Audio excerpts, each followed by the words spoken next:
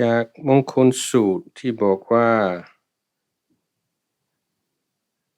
ถ้าทำมงคลทั้ง38เข้ามาไว้ในตนก็พบกับความสวัสดีจะมีข้อที่บอกว่าต้องสงเคราะห์บุตรและภรรยาถ้าหากเราเป็นผู้หญิงหมายความว่าเราจะไม่สามารถสำรวจได้ครบทั้ง38ประการนะครับคือตัวมงคล38ประการนี้มันมีที่มาในพระสูตรแต่ว่ามันเป็นการแต่งเป็นกลอนอย่างนี้แล้วการสรุปอย่างนี้มันไม่ได้หมายความว่าทุกข้อจึงจะครบถ้าทุกข้อได้ก็พระเองก็จะมีปัญหาที่พระก็ทำไม่ได้เพราะพระไม่มีครอบครัวไม่มีบุตรและภรรยานั้นเราก็ไม่ต้องแบบเอาตรงตามศัพท์ทีเดียวหมายถึงว่าพยายามทำยิ่งมากยิ่งดีในแต่ละคนอาจจะไม่สามารถทำได้ทั้งหมดแต่มงคลสูตรดีตรงที่ว่าให้ภาพรวมของชีวิตชาวพุทธตั้งแต่เรื่องพื้นว่าการเลือกเพื่อนที่ดีการศึกษาเล่าเรียนให้ดีการทำหน้าที่ต่อครอบครัวให้ดีแล้วก็จึงเข้าสู่พวกคุณธรรมต่างๆจนท้ายก็จะเป็นเรื่องมรรคผลนิพพานเลยซึ่งก็จะเป็นภาพรวมของการใช้ชีวิตแนวพุทธแต่แน่นอนแล้วหลายข้ออาจจะเข้าไม่ถึงเรื่องการบรรลุมรรคผลนิพพานในช่วงบท3-4-5 ข้อท้ายแต่ก็เป็นแนวทางเป็นแผนที่ดี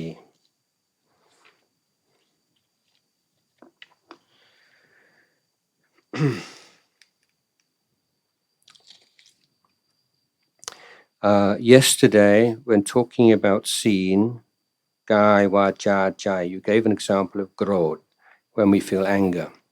We realize that it's gilead and control ourselves not to further bien from Gai and Vaja. But what if the gilead is not a feeling that comes and goes? If the gilead is jealousy or some other thing that stays and bothers the mind, how should we deal with it? Okay, well, this is, why it's important to meditate, because we have a lot of assumptions, beliefs about who we are and about our mind, which are not based on any kind of observation.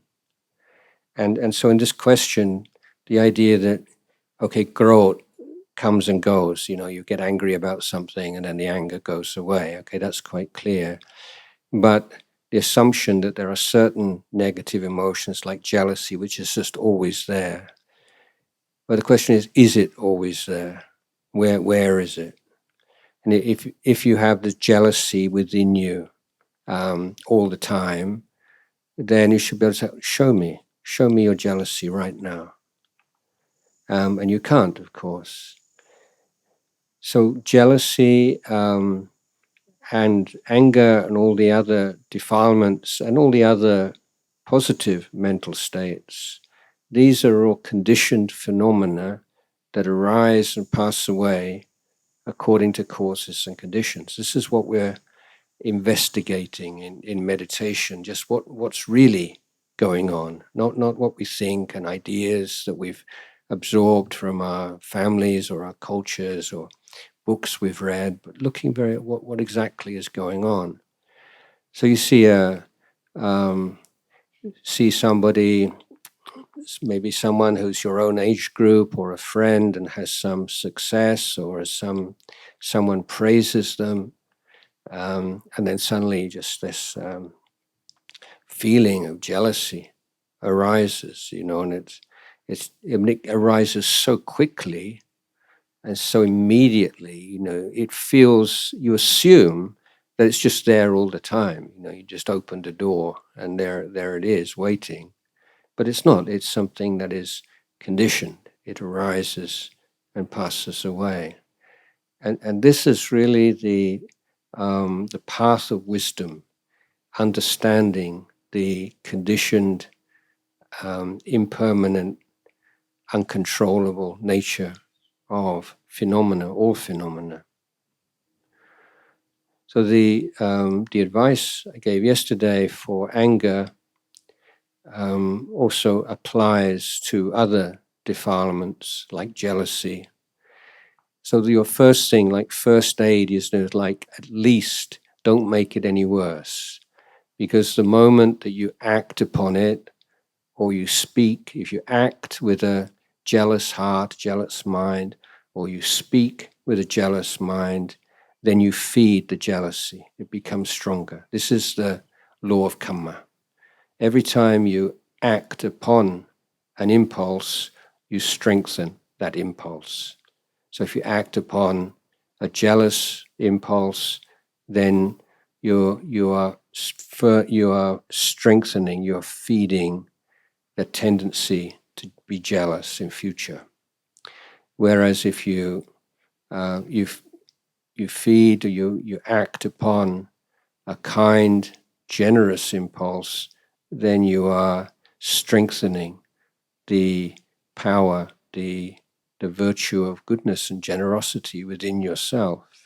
So this is what we're talking about, rapid chop, taking responsibility for your life. There's nobody imposing these things on you. There's nobody making you be angry or making you be jealous. It's just a habit that you've developed and that you need to change that habit. And of course, because it's a habit that maybe it goes back many lifetimes, not just this lifetime, it's not going to disappear overnight. There's not any sort of special magic potion or meditation technique that's going to take these things away. It's really hard work. But what's the alternative? Just the alternative is just to allow them to get worse and worse.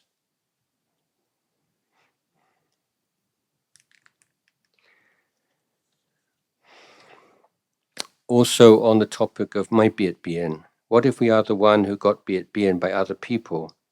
What can we do to the addition of ไม่เบียดเบียน back? Yeah. Okay, so this คำถามสองภาษาหน่อย. Yeah, this is the mistake or the misunderstanding that many people have about Buddhist practice, and they think it means like ทำใจ. So you're in a situation where you're being mistreated or bullied or whatever, and your practice is don't get angry, don't react, deal with it, just be at peace with it, let go. That's not at all what the Buddha taught. That's a distortion of it. What the Buddha did point out is that if your mind is full of anger or any kind of defilement, then you don't make good choices. You don't respond well. When the mind is full of defilement, you react. You don't respond. There's no creativity there. There's no wisdom there. It's just a blind reaction according to habit.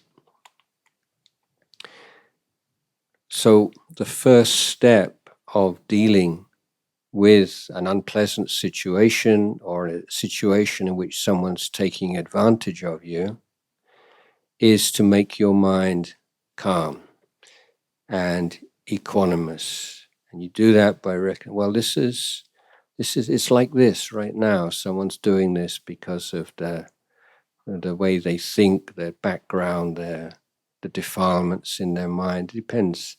But you have to find a way of being at peace with what's happening and just accepting this is how it is right now. But that's not the end. That doesn't mean now you've done your Buddhist practice. That's the beginning. Because when your mind is calm, when your mind is free of anger and noijai or whatever it might be, then you can plan what to do next.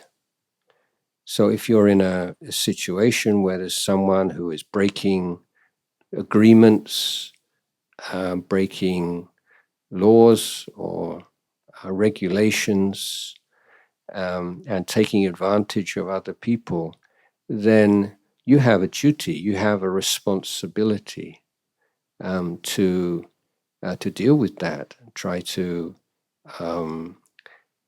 bring that situation to an end.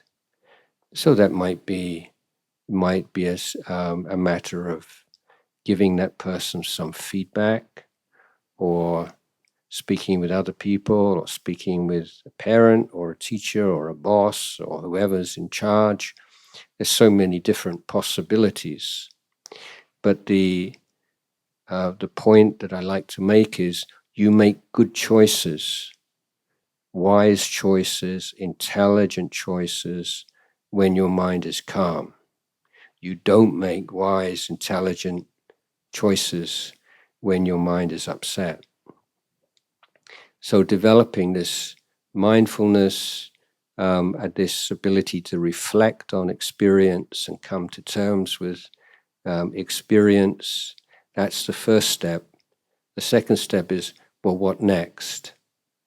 And that might be, you might not have any choice. You might just have to grin and bear it, endure. There may be no other option right now, but maybe there is another option. You have to move into a more active phase.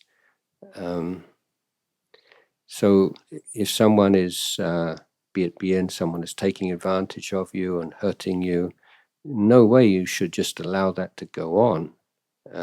You seek a wise response to that. But before you can make the wise response, you have to take care of your emotions. You have to take care of your heart. Otherwise, your response is unlikely to be effective.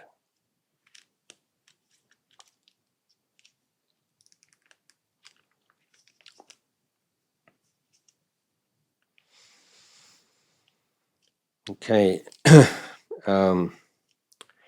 Thoughts on abortion. Okay.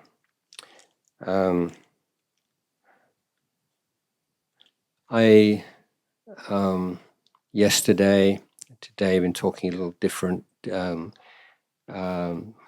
talking about the differences between like belief system, religions, and education system, religions like Buddhism. And so in the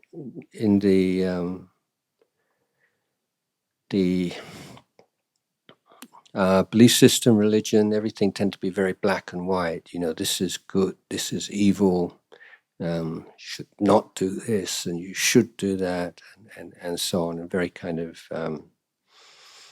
judgmental kind of approach.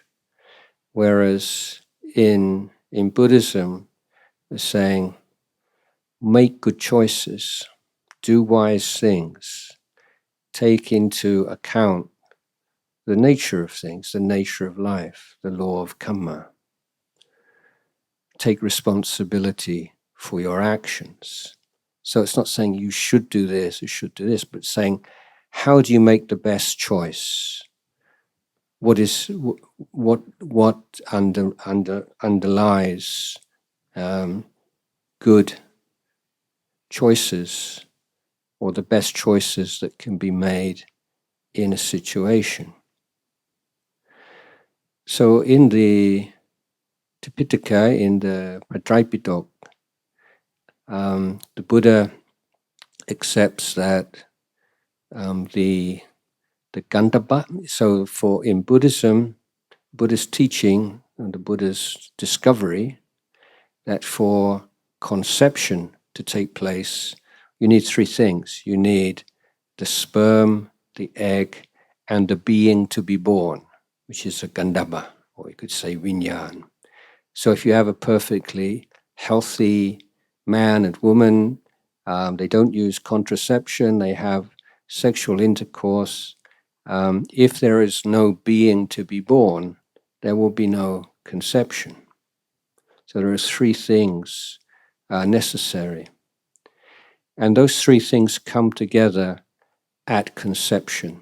So here there would be an agreement between, say, Buddhist understanding and Christian understanding that life begins at conception.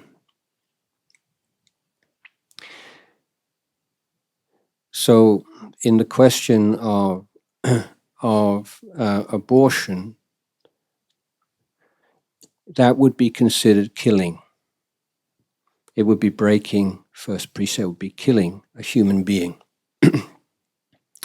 And if a monk was to advise a woman to have an abortion, and she did on the monk's advice, then the monk would be expelled from monkhood. It would be a parajika offense.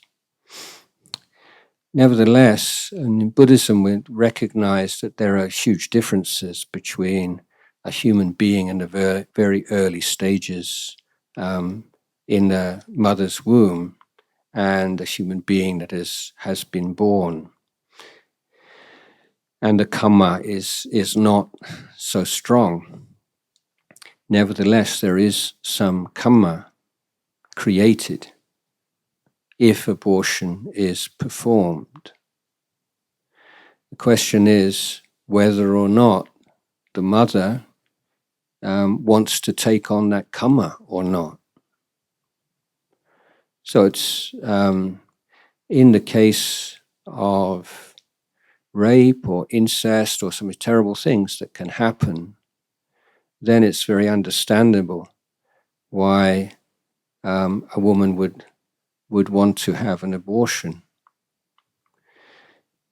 But in the choice to have an abortion, and we'll return to the same point I made just now, is it's best made with a calm, clear mind and one that takes into account all of the different factors involved. And karma created is one factor, and the family and the wishes and values of those around one and the father and etc., etc. These are all factors to be considered. And then the mother should make a decision, should speak with wise people and people who love and care for her and really think this through, because it is a big step to take. And at the end of the day, it's her human right, I think you could say, to decide whether or not to have an abortion. But from a Buddhist point of view, he's saying even if there are many good reasons to have an abortion, nevertheless, it is still killing. They can't, whatever the terrible or the unfortunate reasons for the pregnancy, the being has arrived, and having an abortion is taking a life, and karma is created, and karma will have to be, the results of karma will be experienced. So to clarify that the karma created varies in intensity according to the situation. And for someone who's been treated badly, or as they say, the subject of an attack or some kind, then, or if the birth is liable to cause the death of the mother, then I can understand why that choice would be made. I think where Buddhist teachers like myself would say, if it's just a very kind of thoughtless kind of thing, oh, it's just a procedure, and I don't need this right now in my life, and I want to get on and do other things, then that would make the karma heavier. There's just a lot of heedlessness and selfishness involved. So the karma that's created varies, but at the end of the day, it's not monks or teachers or people who would say, you can't do that, it's evil, and you go to prison or something like that. We say, really be aware of what you're doing.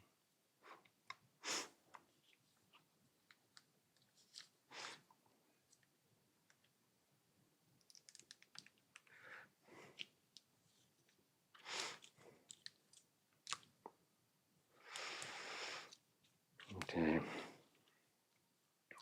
ภาษาอังกฤษอาจจะตอบภาษาไทยมั้ง When you know that lying is bad, but during that situation it's the best thing to do, such as when my friend asks a particular question that I am forced to answer, but if I answer the truth it can cause a huge problem, so I decided to lie in order to maintain the good relationship.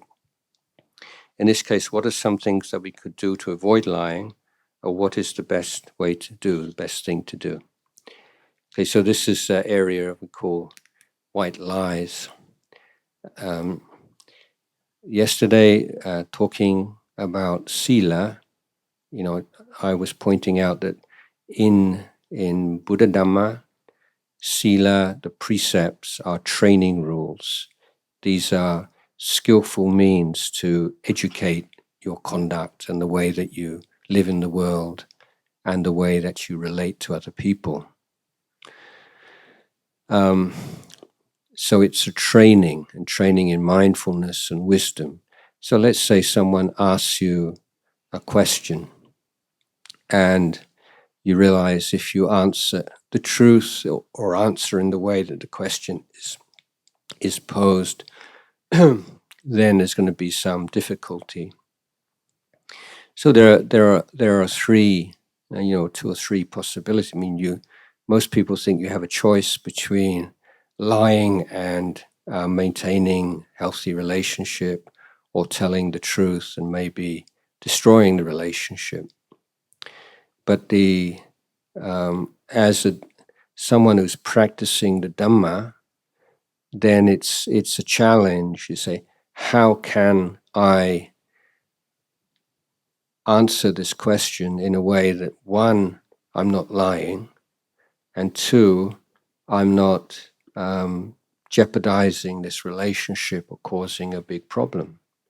So is there a way out of this? And if you make that a goal, if you make the not lying unless you absolutely have to, unless there's really no way out, then usually you can find a way. Maybe it's just changing the subject even, or just approaching it from a different way, or using more ambiguous language, or sometimes just saying, I just don't feel comfortable in talking about this right now. It depends on the situation. But for someone practicing this training, then we're learning the skill. This is a communication skill to uphold the truth and not to deliberately lie, but at the same time not to unnecessarily hurt the feelings of people around you. Speaking the truth doesn't mean you have to say everything you think. We have thoughts and things which are like public and for public consumption, and then there are private matters, private thoughts, and then there are secret thoughts. So you don't want to have secrets. Try not to have secrets, things you have to conceal from others. But it's perfectly all right to have private things that you don't talk about with other people.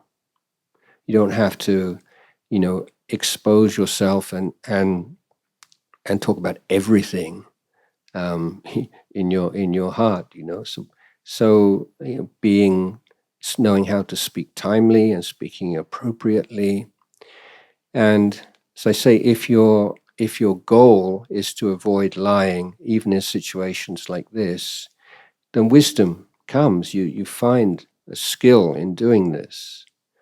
And in the cases where you can't, then you've committed that karma, and you have to learn from that experience and try to prevent that happening in future.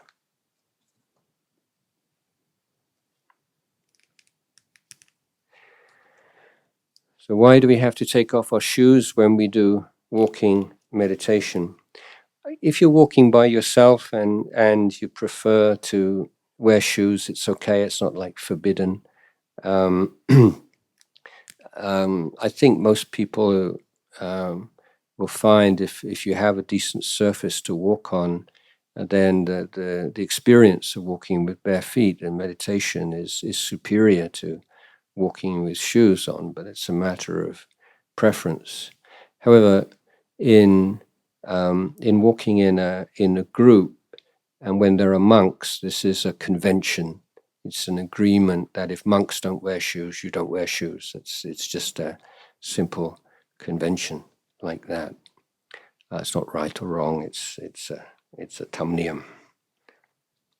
But if you're walking by yourself and you want to wear shoes, you prefer, then that's okay.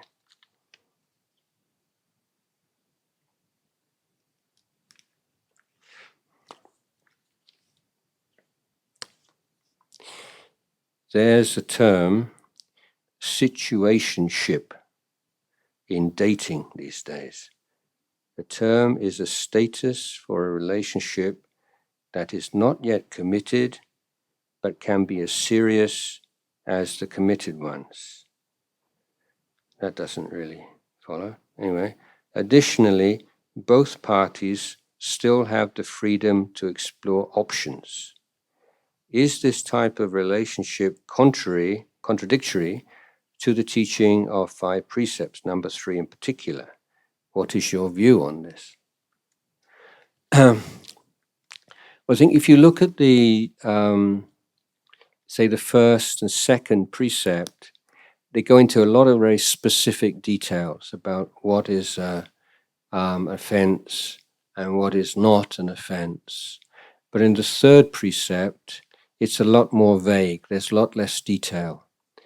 And I think the reason for that is the Buddha acknowledged that in different cultures and different times, there are different agreements about how men and women or how human beings relate to each other and the rules underlying relationships.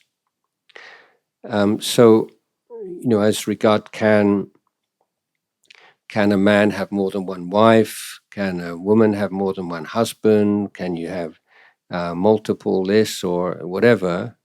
My understanding of the basic principle of third precept is that it has to be with full consent of everyone involved.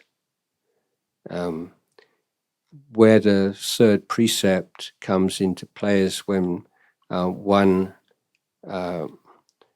person in relationship is doing and acting behind the back of the other person in ways that if they knew they would be upset. So it's a dishonesty, destroying of trust in relationship, and trust is so important in any kind of relationship. So I would say with the, all the sort of different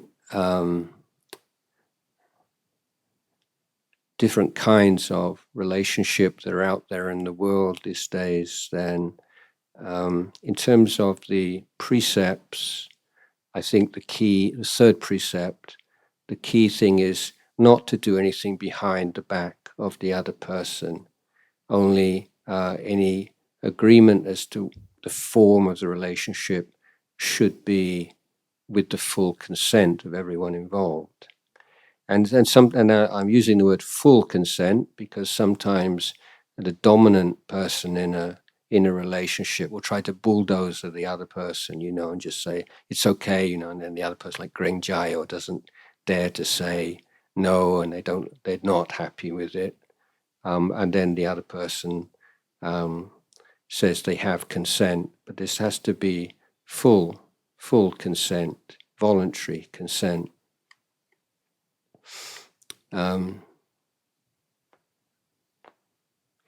So that's the Vinaya or the Sila side, but there's the Dhamma side. And the Dhamma side, we use a very simple principle, and that is, if this way of this kind of relationship or this particular relationship, is it one in which overall the defilements, the unwholesome dhammas in our heart increase or decrease? Is it one in which the wholesome dhammas increase or decrease? So if you find that it's okay, you're all okay with this, and you have other people, and it's free relationship or whatever, but it's really makes you very confused and thinking a lot, and there's a lot of emotion, negative emotions coming up, and insecurities and doubts and etc. Then this would be, I think, criticized not from the viewpoint of the third precept, but from the sense as, this is not leading to your long-term well-being. And so we have to take that into account also. I mean, short-term pleasure is one thing, but long-term well-being is often quite something else.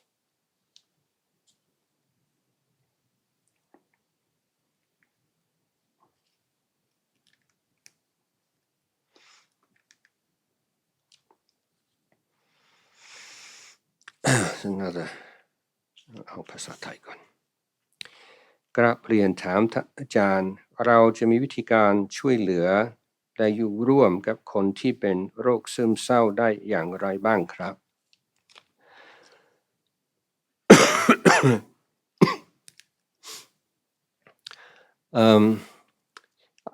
It depends a lot on the relationship of that person to you.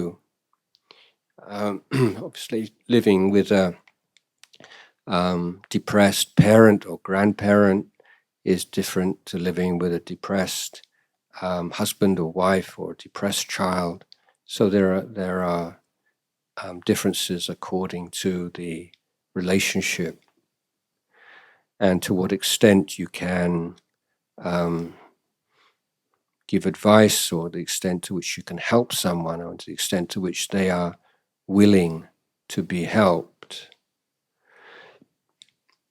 So, of course, the first thing you need is a lot of patience, and it can be very frustrating living with someone who you feel is just not interested in getting better, is just indulging in that. So that's how it can seem from the outside, but that's not necessarily how it seems to the person who is suffering from that illness. So it's good to read up. There are a lot of accounts these days that you can find where people talk about their depression and how they felt, and so develop some empathy by speaking with people who are depressed or reading about how depression feels to a depressed person. So I think giving gentle reminders and trying to help that person if you can, but to be very, to acknowledge that this may be like bodhisattva work. It's not necessarily going to see any immediate or even middle term response. I would say that if you want to help someone is to get them out of the house, if you can get them into the countryside, get them exercising. These are really important things. That people are caught up in their own world and their own thinking. Meditation is not a good option for depressed people generally. Just makes things worse. The exception to that would be walking meditation and walking in the countryside. Generally being out in the countryside is very, very therapeutic. The other really therapeutic thing is to be doing things for other people. So it might be making merit in a monastery, but also going to offer a meal in an orphanage, or helping people who are in difficult situations, doing good things for other people in one way or another is very therapeutic for depressed people. So the kind of treatment that is most effective for depression is generally acknowledged to be what we call MBCT, mindfulness-based cognitive therapy. So this is a therapy that has adopted Buddhist mindfulness practices as a way to recognize thoughts that feed the depression. So depressed people tend to have this universal thoughts. I'm hopeless, I'm terrible, nothing's ever going to change, nothing's ever going to get any better. And these thoughts, lie at the back of their mind the whole time, and they interpret everything that happens through these thoughts. So cognitive therapy seeks to help people to be aware of these thoughts and that they are just thoughts in the brain, in the mind. And so there's a big overlap with Buddhist meditation practices. And so there's been a fusion, and the cognitive therapists of using meditation, Buddhist mindfulness meditation techniques to strengthen their own therapeutic models. So as general advice for living with someone who's depressed is be patient, understand this is not something that they want to be. It may seem sometimes that they really don't want to get better. Every suggestion you have is, no, I don't want to do that. Be patient with that.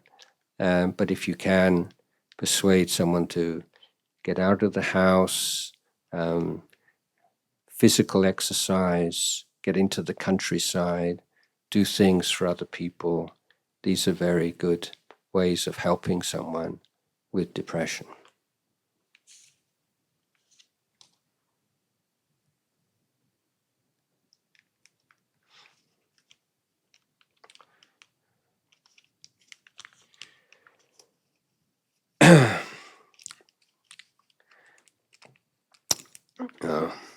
ภาษาไทยตายไปแล้วไปไหน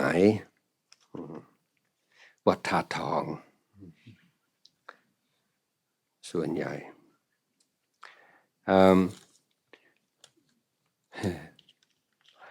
So it depends how you've lived your life.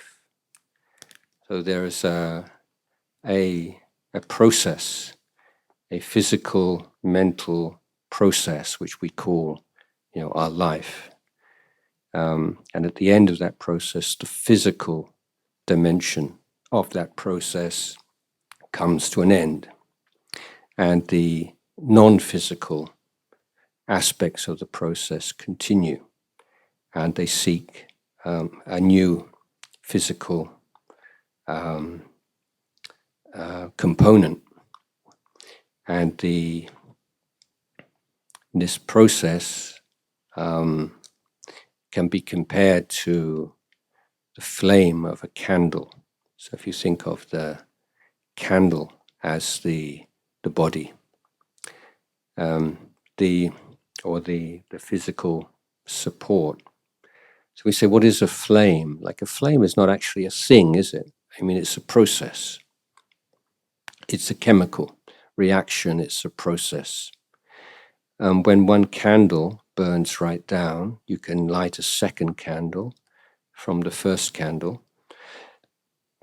So you can't really say that the flame in the second candle, was the rebirth of the flame in the first candle. It's an ongoing process. But the important point to recognize is that the particular nature of this non-physical process, which we can call like bāp and bun, it's the good karma and the bad karma. This will decide the future manifestation of that process.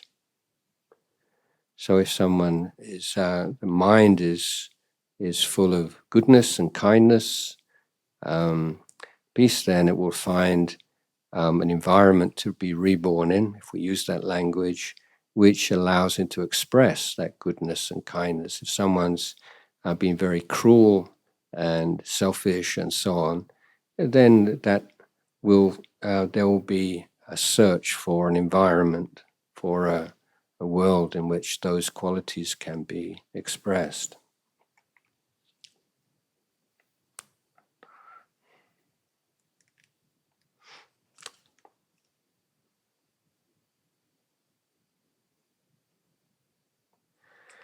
Thamma อย่างไรถึงจะตายโดยไม่ทรมานไม่เสียใจอะไรเรื่องทรมานกายไม่แน่ไม่นอนแต่บางทีจิตใจสูงบางทีก็มีกรรมเก่าที่ต้องใช้ก่อนเสียซึ่งจะช่วงท้ายจริงๆอาจจะมีการทรมานกายบ้างแต่สิ่งที่สำคัญคือใจอาจจะไม่ทรมานใจจะไม่เสียใจก็อยู่ที่จิตใจที่เข้าถึงธรรมเข้าถึงธรรมะจิตที่หลุดพ้นจากกิเลสปล่อยวางกิเลสได้ก็จะเป็นจิตที่ไม่มีอะไรเป็นจิตใจที่ไม่หวั่นไหวกับความเปลี่ยนแปลงของร่างกายกายก็เป็นสักแต่ว่ากายเรื่องของกายแต่จิตก็ไม่ได้ผัวพันจิตจะไม่ได้ทุกข์กับกายจิตก็ไม่ได้ตายกับกาย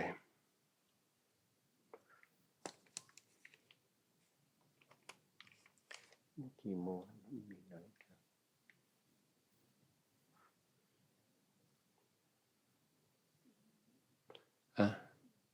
4 โมง20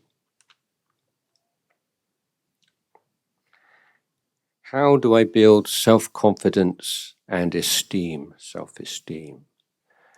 Well, self-confidence is a double-edged sword. It is a certain amount of self-confidence is good, but too much self-confidence is dangerous because it makes you heedless. Heedless is like what pramad.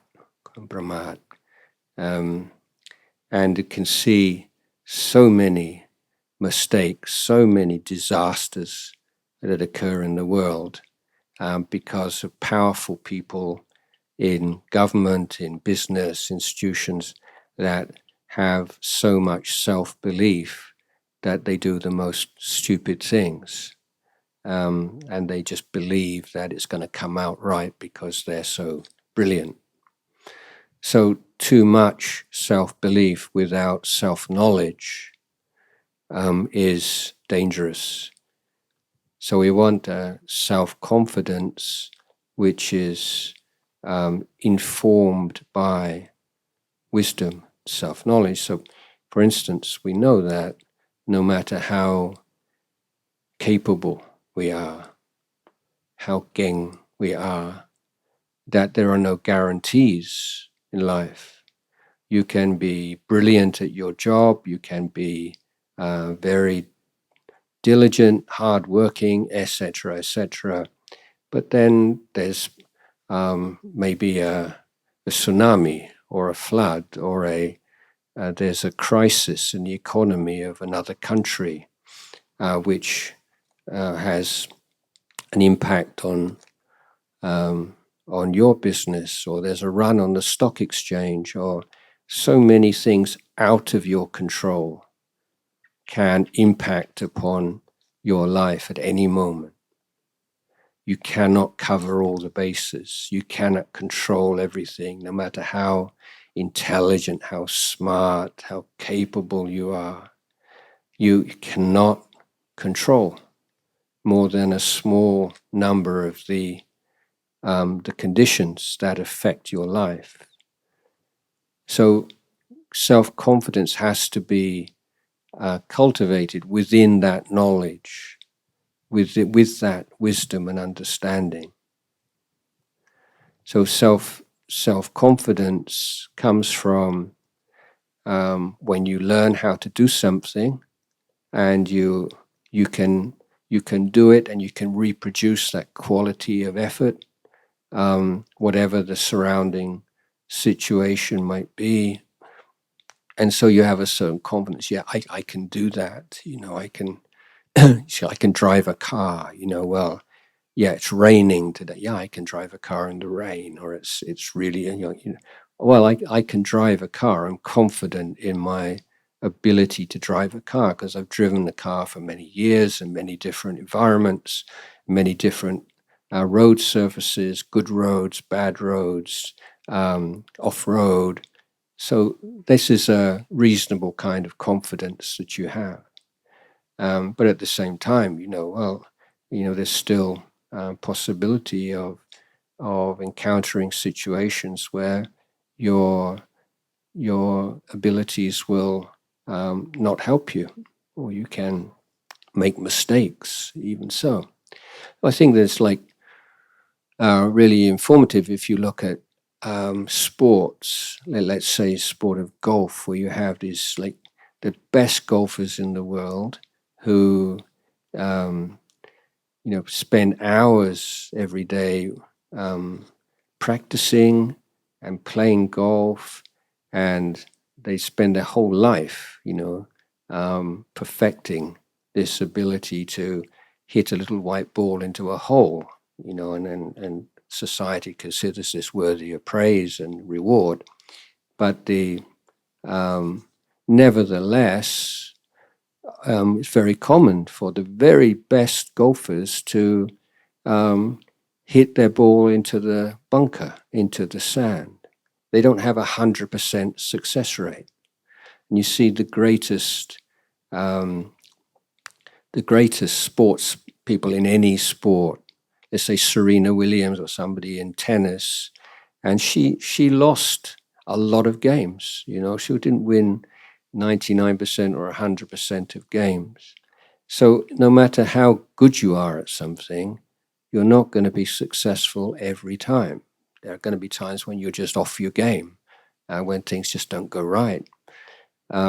So this is why I'm very, not so, don't think that self-confidence is necessarily like a goal in itself, but it is a quality that can be helpful in many cases.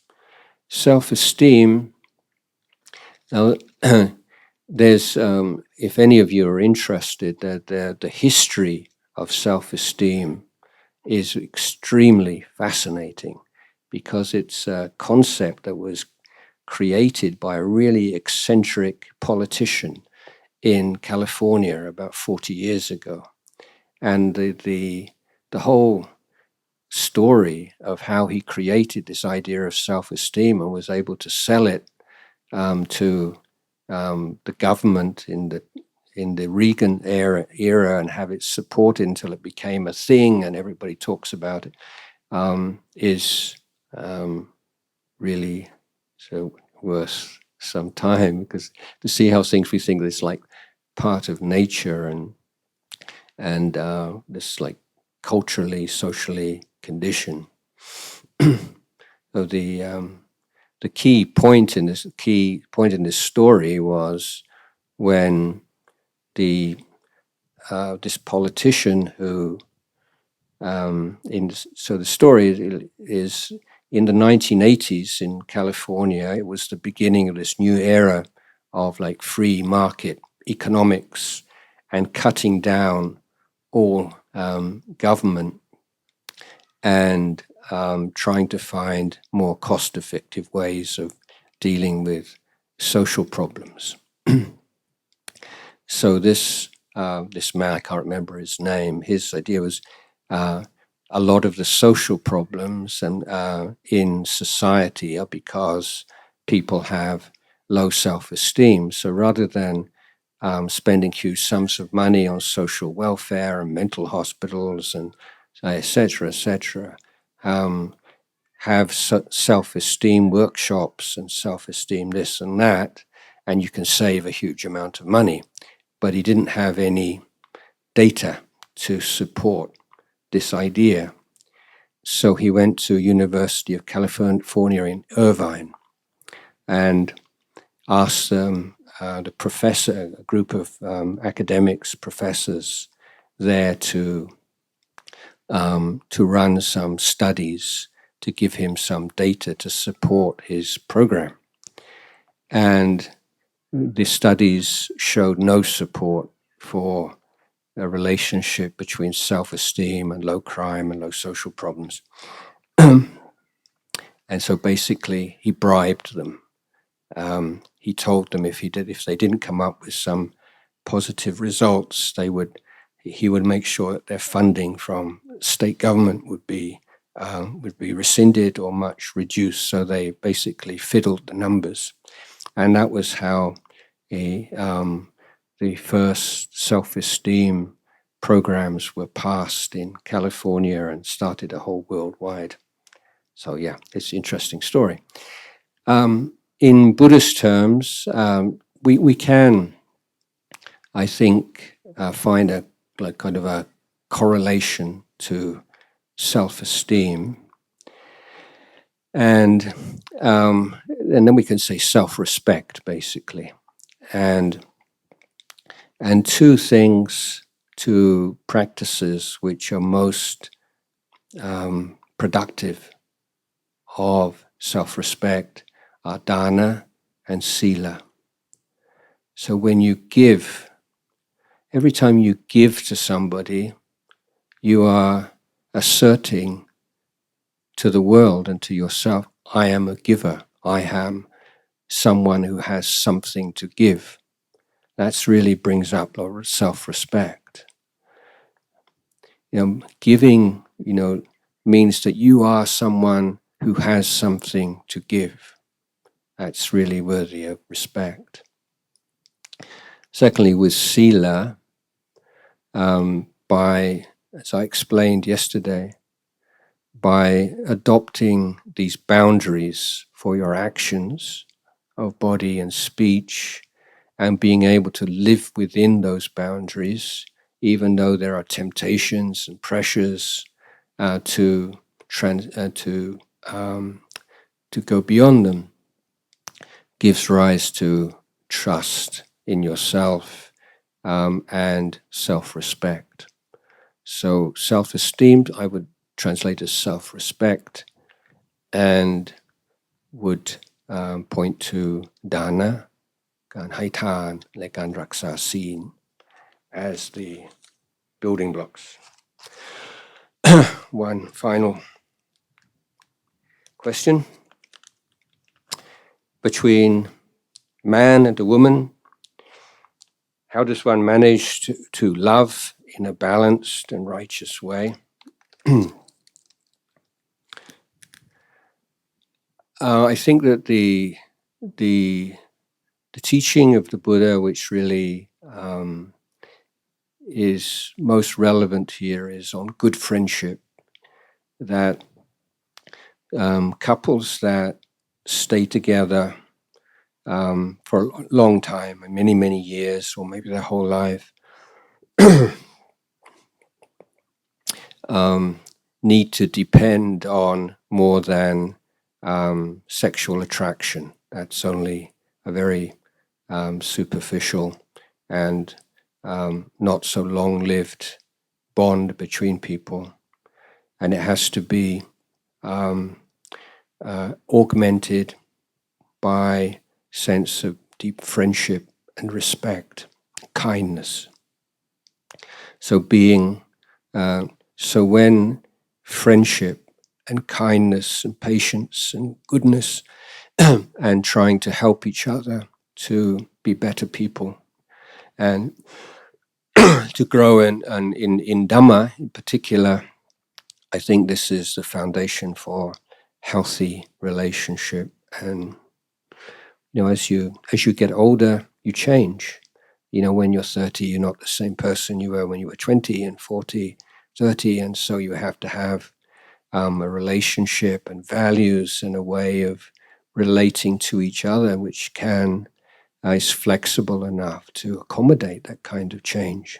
Otherwise, you find you just grow apart from each other, and then the relationship is no longer satisfying to either partner. So loving means you make compromises, you give up things maybe that you like, and you out of love and respect for the other person, you make sacrifices for them, they make sacrifices for you. You try to understand them, you respect them. You don't maybe have the same ideas and beliefs about everything, but you never show contempt for your partner's views and beliefs. You respect them and try to understand them. So being the best possible friend to each other, I think, would be my short answer to this question. And that is the afternoon session.